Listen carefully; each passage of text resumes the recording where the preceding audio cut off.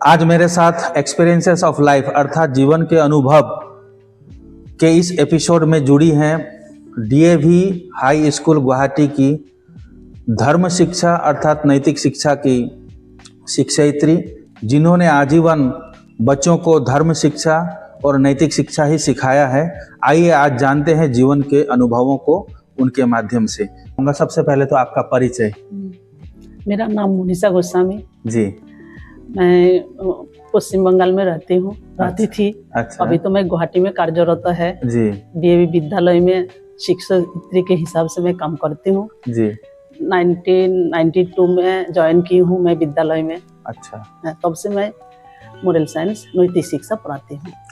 तो 1992 से अभी तक आप नैतिक शिक्षा पढ़ा ही रही है। तो काफी लंबा सफर है। सफर है। और आपका घर बंगाल में बताया आपने। बंगाल में। गुवाहाटी आप कहाँ रहती हैं? गुवाहाटी रहती हूँ मैं। हमारा जो डीएवी विद्यालय नजदीक में है, बी बरुआ रोड उलुबाड़ी। अच्छा। तो मैडम ये बताइए कि आपने जो नीति की जो शिक्षाएं बच्चों को दिया, इससे कुछ फर्क पड़ता है बच्चों को? बहुत ज्यादा ही पड़ता है। जैसे ये लोग मैथ सीखते हैं, हिंदी सीखते हैं, साथ साथ इंग्लिश भी सीखते हैं। तो डीएवी विद्यालय में नैतिक शिक्षा बहुत जरूरी है। अच्छा। विशेष करके नैतिक को तो सर्वत्र जरूरत है, लेकिन डीएवी नाम दयानंद के नाम से, दयानंद एंग्लो वैदिक स्कूल। और तो ये इसमें दयानंद का जो भी विषय है, उन्होंने जो भी आर्य समाज के लिए रखे हैं, तो डीएवी के विद्यालय के बच्चों को तो सीखना ही चाहिए। तो यहाँ के बच्चों में कुछ ऐसा अलग से कुछ आचरण में, आचार व्यवहार में कुछ मिलता है, शिष्टाचार में, जो अन्य विद्यालयों में नहीं है? नहीं है, मिलता है। ये लोग नैतिकता बहुत ही सीखते हैं, आर्य समाज के विषय पर बहुत कुछ जानकारी मिलते हैं। जैसे किताबें जो है ना, किताबों का जो नॉलेज है उसमें विभिन्न प्रकार का नॉलेज है। तो आप आर्य समाज बोल रहे हैं, डीएवी विद्यालय आर्य समाज के अकॉर्डिंग चलती है ना? तो क्या आर्य समाज में नैतिक शिक्षा का इस तरह का चीजें भी होती है जो बच्चों को सिखाया जाता है? जी है। तो जैसे आप देखिए जो के बारे में लिखा हुआ है, ईश्वर कितने हैं, ईश्वर कहाँ पर है, ईश्वर साकार है ना निराकार है, ईश्वर का हर विषय में है क्वेश्चन। मतलब स्कूल के पाठ्यक्रम में ये सारी चीजें और उनको आचार व्यवहार, माता पिता के प्रति, समाज के प्रति क्या उनकी दायबद्धता है, इन सब विषयों पर चर्चा होती है। जैसे सत्य क्या चीज है, हमारे गुरु कितने हैं, माता पिता और शिक्षक जो गुरु है, हमारे 3 गुरु होते हैं, बड़ों से कैसे बात करना चाहिए, हमारे खान पान कैसा होना चाहिए और क्या नहीं खाना चाहिए, हर प्रकार का चीज लिखा रहता है। तो क्या नहीं खाना चाहिए? क्या शाक हमारे नहीं खाना चाहिए, मछली, अंडा, मांस। अच्छा, ये नहीं खाना चाहिए। क्यों नहीं खाना चाहिए? जब हम दाल रोटी सब्जी खाकर जी सकते हैं, तो किसी प्राणियों को हत्या करके उसका जो जीवन है उसको हत्या करके खाने से तो कुछ लाभ नहीं है, क्योंकि हम निरामिष खाकर जी सकते हैं। दाल रोटी फल दही मिष्टान्न जो भी है ये तो हम पेट भरा सकते हैं, हमारे लिए सफिशिएंट। हमें जीव हत्या नहीं करना चाहिए। तो जो अहिंसा का जो पाठ है ये यही है, क्योंकि किसी का प्राणी को हत्या करने से, हत्या करके खाने से हमारा भीतर जो करुणा, सहानुभूति, दया ये खत्म होता है और मनुष्य का पेट एक मुर्दा घाट की तरह होता है। ऐसा तो जीने से कोई लाभ नहीं है मेरा लगता है, इसलिए मनुष्य का खाना ही निरामिष भोजी है। बहुत बढ़िया। मनुष्य को निरामिष भोजन खाना चाहिए। निरामिष खाने से इससे क्या फर्क पड़ता है शरीर में या आचरण में? बहुत कुछ फर्क पड़ता है। जैसे मानसिक जो चंचलता ये बहुत ही कम होता है, एक सावलील रूप से रहता है, ठीक रहता है। हमें जानने को मिला है कि आप अच्छी प्रकार से यज्ञ अर्थात हवन होम ये भी आप करते हैं, सुंदर तरीके से उसका एक्सप्लेनेशन भी दे सकते हैं। तो एक नारी के हिसाब से आप कैसे हवन कर पाएंगे, कैसे, ये क्या समाज आपको अलाउ करता है? आर्य समाज तो अलाउ इसको तो करते हैं, लेकिन आजकल तो इधर तो देखते बौद्ध में इसको मानते हैं, जैसे मानते हैं बौद्ध में मानते मतलब स्वीकार्य है। जैसे हम सुबह हवन कर लेते हैं जी, हमारे प्रेयर के बाद सब ऊपर में चले जाते हैं, हम लोग बैठ जाते हैं हवन। अच्छा, स्कूल में भी हवन का कार्यक्रम है? हर दिन बच्चे बैठते हैं? हर दिन नहीं, बच्चे नहीं बैठते हैं, बच्चों के क्लास होते हैं उन लोगों का, लेकिन मैं बैठ जाती हूँ। ठीक। चाहे नारी के हिसाब से आप हवन कर पा रही हैं, करती हैं, लोग आपको देख रहे हैं, क्योंकि पहले नारियों पर बहुत सारा सामाजिक प्रतिबंध था, वेद नहीं पढ़ सकते, हवन तो बहुत दूर की बात है, यज्ञोपवीत अर्थात लघुन अर्थात ये जो जनेऊ है ओम उच्चारण नहीं कर पाते, ओम उच्चारण नहीं कर पाते, जनेऊ नहीं पहन पाते, इस तरह के काफी रेस्ट्रिक्शन थी। तो यानी कि समाज उन सब बंधनों से अभी बाहर आ चुका है, धीरे धीरे आ रहे हैं। और आर्य समाज क्या इन विषयों पर चर्चा करता है क्या?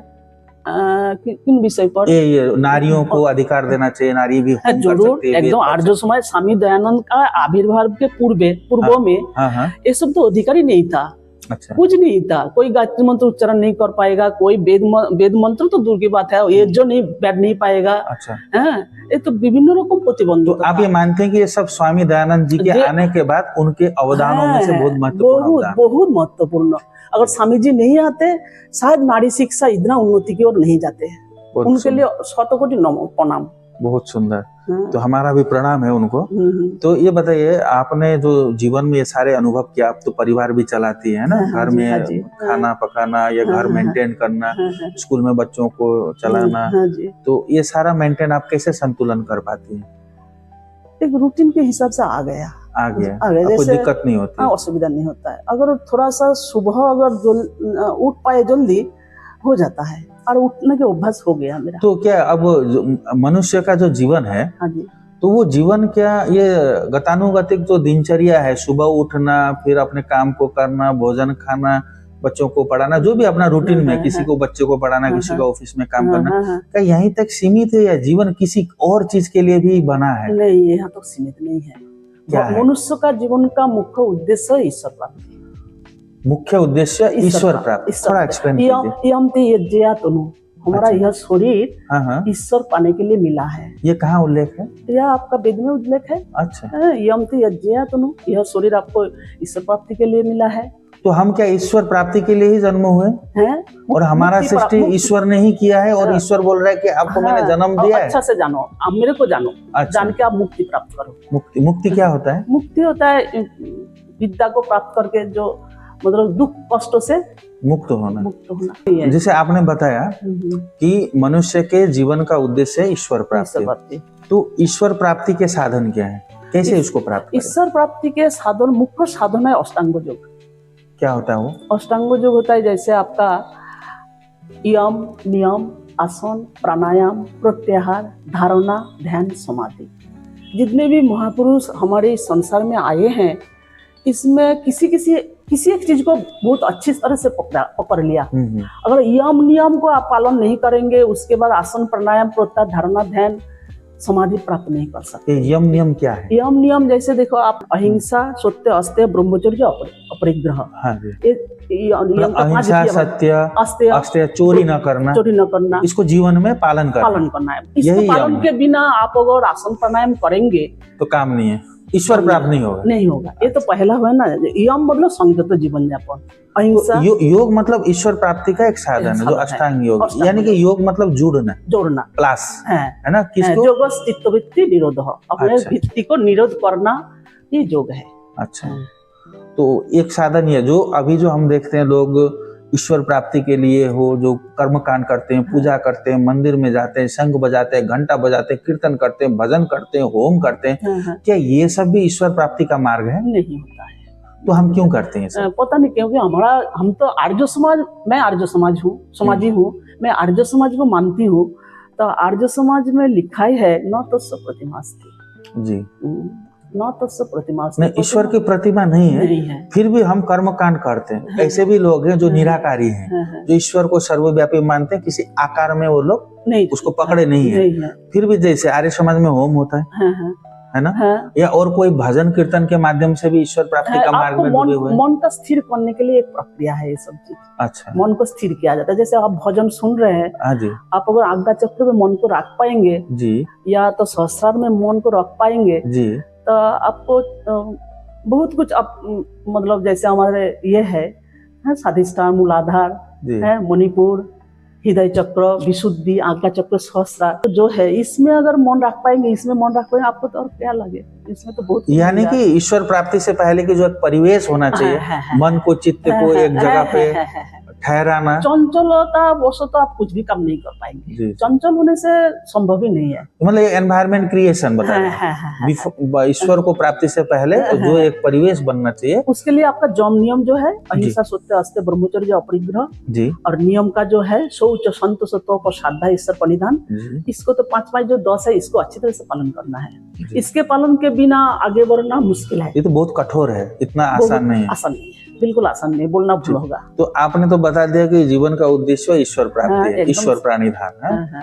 अब ये बताइए कि जीवन में सफलता क्या है आपकी दृष्टि में, आपके अनुभवों की दृष्टि से? सफलता एक तो देखिए, आप हम तो गृहस्थवासी है जी, गृहस्थ का जो काम करना है वो तो करना ही पड़ता है, सुबह से शाम तक चलता है। इसी के बीच में एक रूटीन हमें बना लेना है। जैसे सुबह उठकर जो भी सोच जो भी क्रिया है उसको करने के पश्चात आसन प्राणायाम अवश्य ही करें, अवश्य ही करें, नहीं तो काम सारा सुबह का काम अगर अच्छी तरह से नहीं हुआ, सारा दिन का काम आप बिगड़ जाएगा पूरा। तो उसके पश्चात जो हम स्कूल, जैसा हमारा ड्यूटी बोल रही हूँ, स्कूल में आई हूँ, थोड़ा प्रेयर के समय बच्चों लोगों के साथ थोड़ा सा कुछ बोलना जो होता है, अच्छी अच्छी बातें सिखाना थोड़ा होता है। उसके बाद योग्य होते हैं, उसके बाद जो ड्यूटी होते है क्लास लेना, अपना कर्तव्य कर्मों को अच्छी तरह से निभाना, यह एक सफलता का दिख है।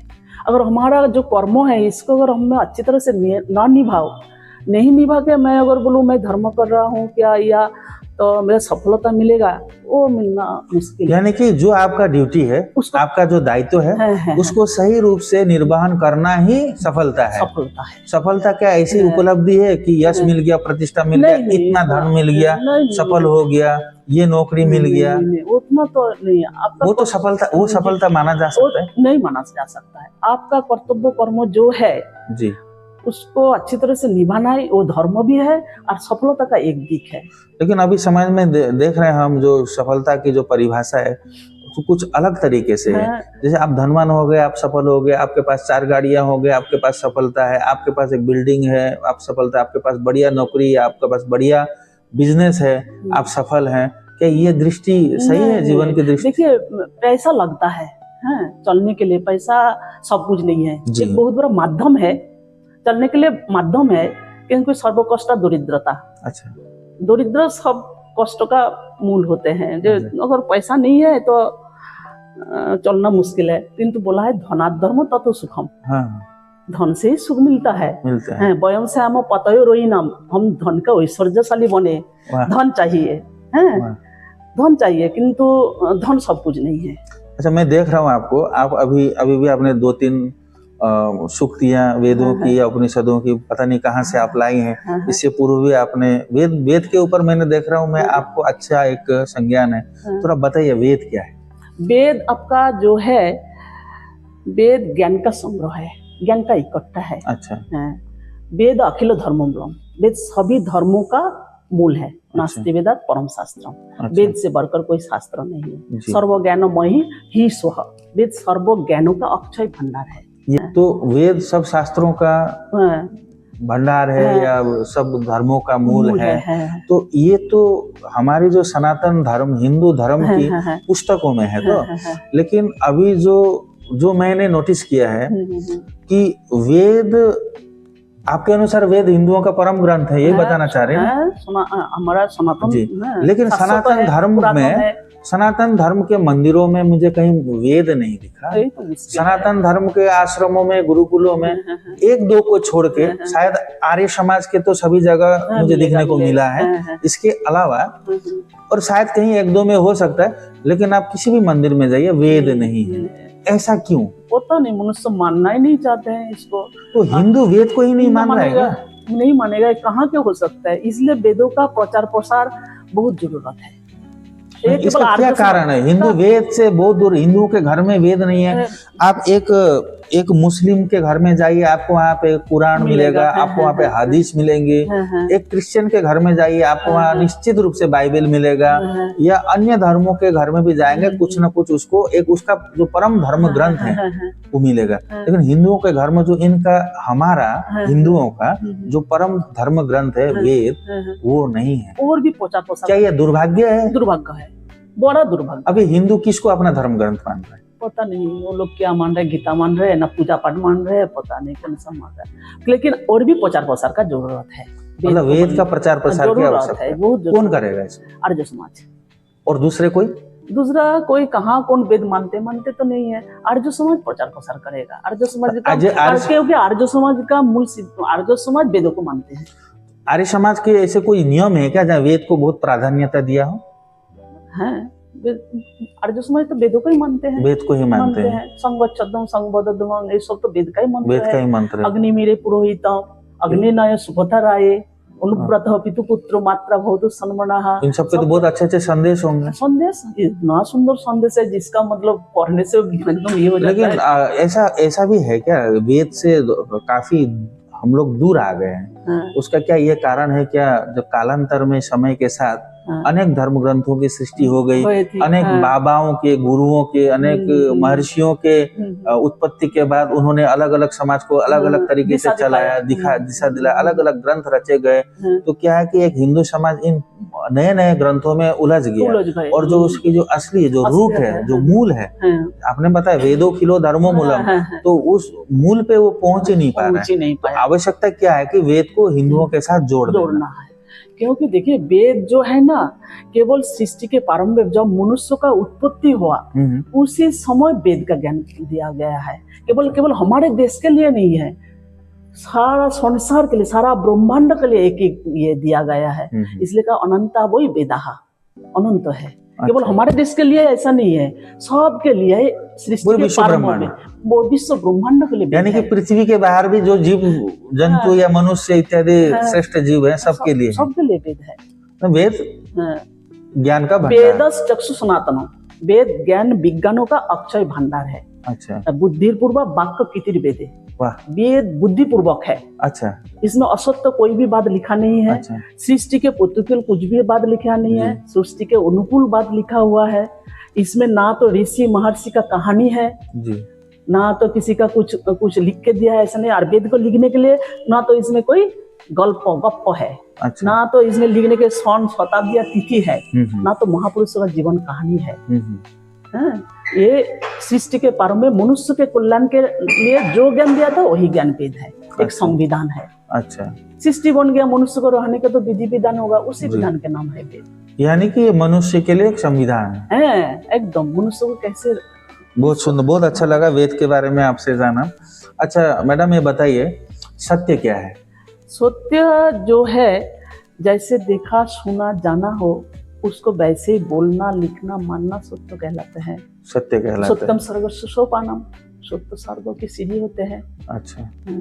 तो ये हम जो भी मार्ग फॉलो कर रहे हैं, जिसे मैं स्पिरिचुअल एंगल से बोल रहा हूँ या धार्मिक दृष्टि से बोल रहा हूँ, क्या हम जो भारत के लोग सत्य पथ पर चल रहे हैं? नहीं चल रहे, बोलते तो है लेकिन चल रहा हूँ बोल के, लेकिन चलना मुश्किल होता है।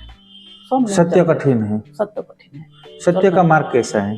सत्य का मार्ग जैसे देखिए, सत्य का मार्ग सत पद में चलना है। जैसे हम जिस प्रकार देखा है सुना है उसी प्रकार मानना जानना। जैसे हम वेद को मानते हैं, वेद में जो लिखा हुआ है उसी को ठीक प्रकार से पालन करना, वही सत्य होता है। मन वाणी कर्मों से सत्य को मानना पालना। सत्य को लेकर कोई ऐसी उक्ति सुंदर वेद या उपनिषद गीता कहीं भी धार्मिक नास्ति सत्ता परो धर्म, अर्थात सत्य से बढ़कर कोई धर्म नहीं है। बहुत सुंदर। ट्रूथ इज, आपको बोलते हैं truth is God, God is truth. सत्य ही भगवान है, भगवान ही सत्य है। देयर इज नो धर्म ग्रेटर देन ट्रूथ। धर्म क्या है? देयर इज नो धर्म ग्रेटर देन ट्रूथ। सत्य से बढ़कर कोई धर्म नहीं है। धर्म जो है, देखो ऐसे चीज को अपने जीवन में जो ग्रहण करने से हमारा मन सुखी दीप और मोक्ष प्राप्ति कराए, वो होता है धर्म। जो वेदों के अनुकूल जो चीज है वही धर्म होते हैं। जो जैसे हम लोग जो धर्म तो हम जो जानते हैं, सुना है, समझा है, जो हमें सिखाया गया है समाज ने कि धर्म का अर्थ है हम विशेष लोग जो एक विशेष विचार के अनुकूल हैं, जैसे हिंदू धर्म, मुस्लिम धर्म, क्रिश्चियन धर्म, बौद्ध धर्म, सिख धर्म, जैन धर्म, जोरेस्ट्रियन धर्म, यहूदी धर्म। तो ये धर्म और ये आप जो बोल रही हैं ये एक ही है या अलग अलग? एक ही नहीं है। एक ही नहीं है, सबका अलग अलग पकड़ लिया। सब अलग अलग से चल रहा है। लेकिन सोच तो वही चीज बोलूंगी, जैसे जैसे धर्म, अभी धर्मों की बात बोल रही था। जी जी जैसे मेरे को जो चीज खराब लगता है वो चीज मेरे को खराब लगा, आपके साथ भी नहीं करना चाहिए। जी जी है वो चीज जो आपको खराब लगे वो दूसरों के साथ ना नहीं करे। जैसा आपको जो जैसे अच्छा लगे वो भी आप मेरे साथ करें। है अच्छा है वैसे इसका एक ये है, मैं भूल रही हूँ, आत्मनः प्रतिकूलानि परिणाम परेशान न समाचरेत। आत्मनः प्रतिकूलानि परेशान न समाचरेत, ऐसा व्यवहार ना करे। अगर मैं वैसे करूँ ना तो मेरा को जितना कष्ट होता है वैसा कष्ट तो आपको भी होता है। जी जी तो उसी प्रकार हमें चलना चाहिए। जो कार्य करने से कोई व्यक्ति मेरे साथ करने से मुझे कष्ट होता है तो वैसे उनको भी होता है, इसलिए ना करें। यही तो अहिंसा है। आत्मनः प्रतिकूलानि परेशान न समाचरेत। हाँ, बहुत सुंदर। अच्छा लगा, मैं भूल गई था, अभी याद दिलाया। धन्यवाद आपको। कोई नहीं। तो ये बताइए, अभी जैसे हमारे समाज में जो मैंने देखा है, क्योंकि आप आर्य समाज से बिलोंग करते हैं, और आर्य समाज को मैंने देखा है कि जो वर्णवाद है, जो जात पात की जो व्यवस्था है, इसके ऊपर आर्य समाज खुल करके चर्चा करती है। तो जैसे कि हम लोग जन्मना हम लोग स्वयं को ब्राह्मण या क्षत्रिय वैश्य शूद्र मानते हैं। इस पे थोड़ा चर्चा करना चाहता हूँ। क्या शास्त्र भी जन्म के आधार पर मानती है या किसके आधार पर मानती है? नहीं, हमारा आर्य समाज मानते हैं जी। जैसे शूद्र ब्राह्मणावती ब्राह्मण शूद्रताम क्षत्रिय जात तमेवन्तु विद्यात वैश्य तथैव च। अर्थ है इसका अर्थ। और जैसे है, जैसे मैं ब्राह्मण कुल में मैं जन्म ग्रहण किया, करने के पश्चात अगर मैं ब्राह्मण का काम ना करूं, मैं अगर किसी कार्य करूं, व्यापार वाणिज्य करूं, तो मैं कैसे ब्राह्मण हो सकता हूँ? उसके हिसाब से मैं वैश्य हूँ। अगर मैं जैसे वैश्य कुल में जन्म ग्रहण किया, लेकिन मेरा अगर काम शूद्रों के जैसा हो, दूसरों को सेवा करती हूँ, या तो मेरा जरा पढ़ाई लिखाई नहीं होता है, मूर्ख किस्म का, मूर्ख जो शूद्र होते हैं, शूद्र जो होते हैं, उसका पढ़ाई लिखाई नहीं होने से लेकिन सेवा कर जो शरीर के द्वारा कर सकते हैं, तो वो महान है, वो शूद्रों के श्रेणी में जा रहा है। लेकिन काम में कोई छोटा बड़ा नहीं है। ऐसा मतलब नहीं है कि ये ब्राह्मण है तो बड़ा, शूद्र है तो छोटा, ऐसा कहीं उल्लेख है क्या? नहीं है, क्योंकि आर्य समाज मानता है कोई बड़ा छोटा? नहीं मानते। मैंने तो सुना है या मैंने देखा भी है साथ कि आर्य समाज में सभी को आप लोग यज्ञोपवीत यानी कि जनेऊ लगा देते हैं। है तो वेद में तो क्या ब्राह्मण के अलावा दूसरे लोग भी जनेऊ पहन सकते हैं? क्योंकि वेद कहते हैं कि यज्ञयास पंचजन्य मम हेत्रम जुषध्वम, अर्थात बोल रहे हैं जो हमारे ये यज्ञ या जीवन बिताने के लिए ब्राह्मण क्षत्रिय वैश्य शूद्र अति चंडाल सबको यज्ञ करने के अधिकार है, और यज्ञ में आहुति देने का अधिकार है। वेद में लिखा है यज्ञयास पंचजन्य मम हेत्रम जुषध्वम। लेकिन समाज में तो इस तरह की विकृति है कि शूद्र नहीं बैठ सकता है, फलना नहीं बैठ सकता है, नारी नहीं बैठ सकती है, ये सब क्या है? ये केवल आर्य समाज इसको मान्यता देते हैं। वेद तो सबके लिए है ना, आपने कहा। वेद का तो क्या आर्य समाज ने तो ठिका नहीं ले रखा है हिंदू समाज का कि वो सिर्फ वेद को लेके वही बैठेगा? वेद तो सबका है, सब हिंदुओं का है। माने तो ना सब। तो अपने धर्म ग्रंथ को ये हिंदू लोग क्यों नहीं पढ़ रहे? पता नहीं क्यों नहीं, वेद को नहीं पढ़ाना है। समाधान तो वेद में है, वेद में है समाधान। हम जात पात को ऊंच नीच को लेके जो झगड़ा कर रहे हैं, किसी भी देश, किसी भी राष्ट्र, किसी भी समाज, किसी भी परिवार जी, आप देखिए ब्राह्मण क्षत्रिय वैश्य शूद्र के बिना नहीं चल सकते, बिल्कुल एकदम नहीं चल सकते। हमारे इस डीएवी स्कूल में बोले एक दिन अगर 2 दिन अगर इधर उधर ना आए, चारों तरफ बंधा पड़ा रहता है जी। तो काम में कौन छोटा बड़ा हुआ है? उसके लिए कितना तकलीफ। हर कोई बड़ा है, हर कोई बड़ा है। अगर परिष्कार परिच्छन्न रहे, सुंदर रहे, सब ने यज्ञ में भाग ले सकते हैं जी।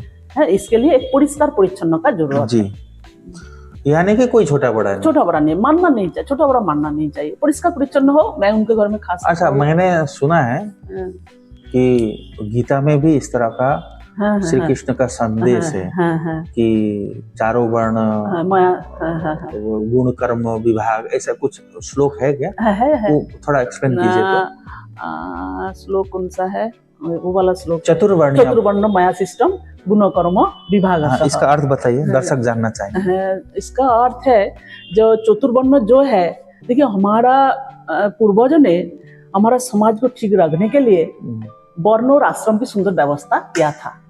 आप देखिए, जब तो वर्ण आश्रम का व्यवस्था था तब तो मनुष्य अपने समाज में सुंदर रूप से जी सकते थे, बांट सकते थे, किंतु हम लोग ही इसको बिगाड़ा। अच्छा। अविद्या, आलस्य, प्रमाद के कारण हमारा वर्ण आश्रम व्यवस्था बिगड़ गया, हम लोग भी दुखी हो गया। हाँ। लेकिन वर्ण आश्रम व्यवस्था अगर पहले जैसे रहता तो आज भी हम लोग ब्रह्मचर्य जीवन जो है, ब्रह्मचर्य, गृहस्थ, वानप्रस्थ, सन्यास, उसको सही रूप से हम पालन कर सकते थे। यानी श्री कृष्ण जी कह रहे हैं गुण कर्म के अनुसार। आप, मैं बोल रही हूँ अभी, हाँ। जो वर्ण व्यवस्था जो है गुण कर्म स्वभाव के अनुसार है, ना तो कर्मों के, ना तो आपका जन्म के अनुसार। लेकिन हम जन्म के अनुसार मान रहे हैं तो हम क्या करें? यानी कि हम शास्त्र के विपरीत काम कर रहे हैं, यानी कि श्री कृष्ण के विरोध में काम कर रहे हैं। श्री कृष्ण ने जो गीता का संदेश दिया उसके विपरीत हम काम कर रहे हैं। हम हिंदू होकर श्री कृष्ण की वाणी नहीं मान रहे, मतलब ये तो गलत है। इसलिए इतना विभाजन, इतना विभिन्न प्रकार से विभाग जो है ना। लेकिन गुण कर्म स्वभाव के अनुसार है, जन्म के अनुसार नहीं है। तो इसलिए तो अगर जन्मना अगर ब्राह्मण होता है तो रावण तो ऋषिकुल के थे, ब्राह्मण थे, वो राजा क्यों बने, छोटा क्यों हुए जानबूझकर? यानी कि ऐसा नहीं था।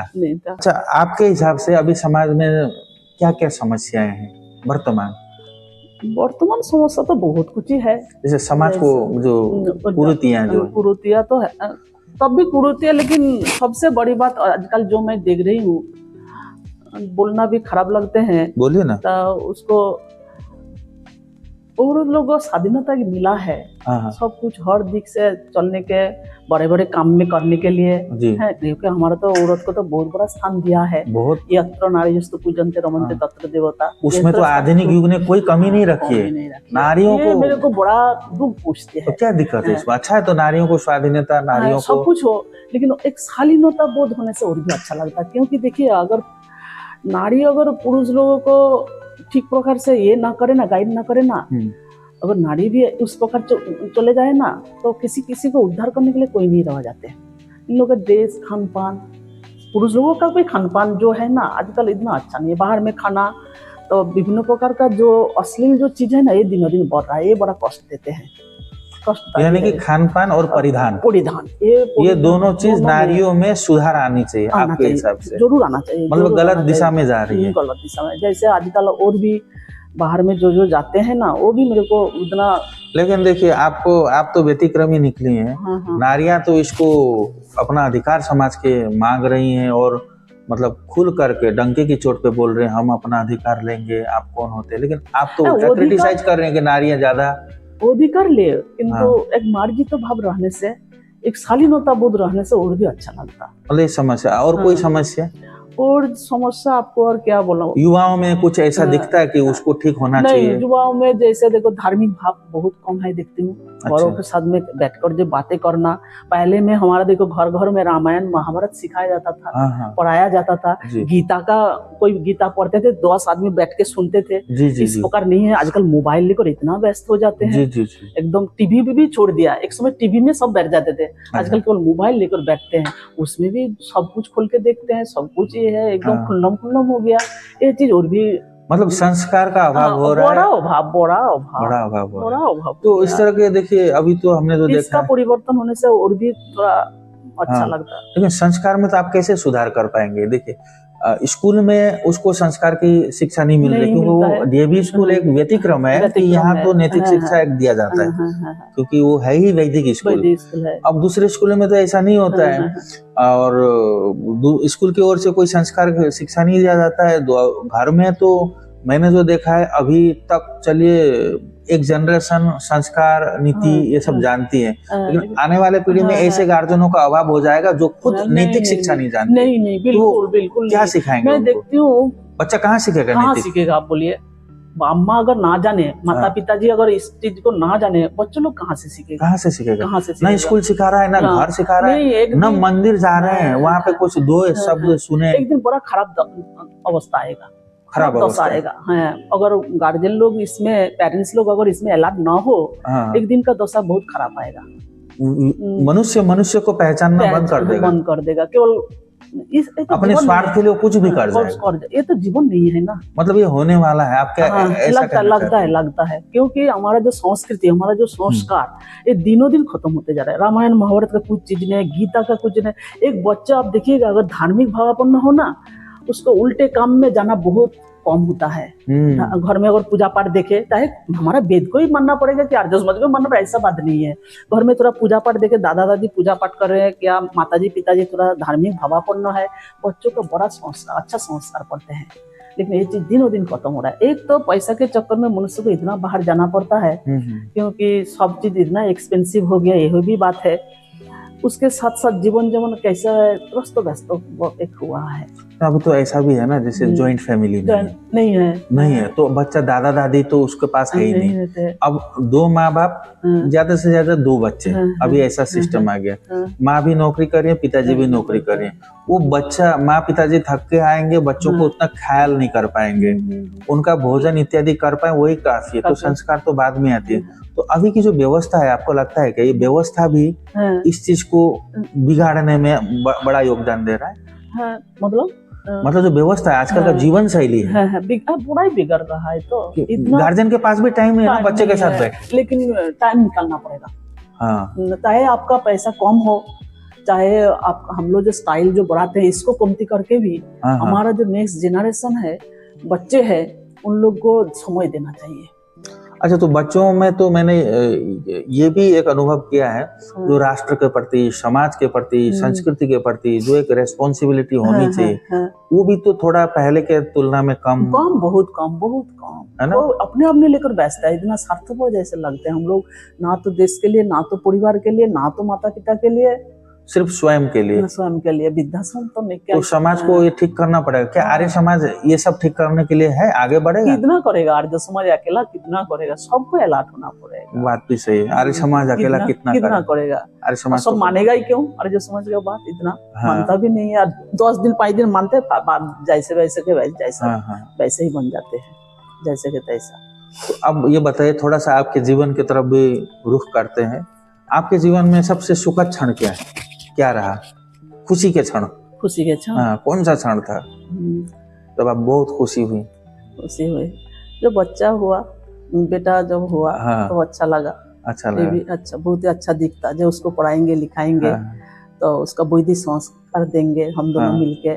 थोड़ा दिया भी, वो आर्य समाज के बिना कुछ भी नहीं जानते हैं, आज तक भी कुछ भी नहीं जाना।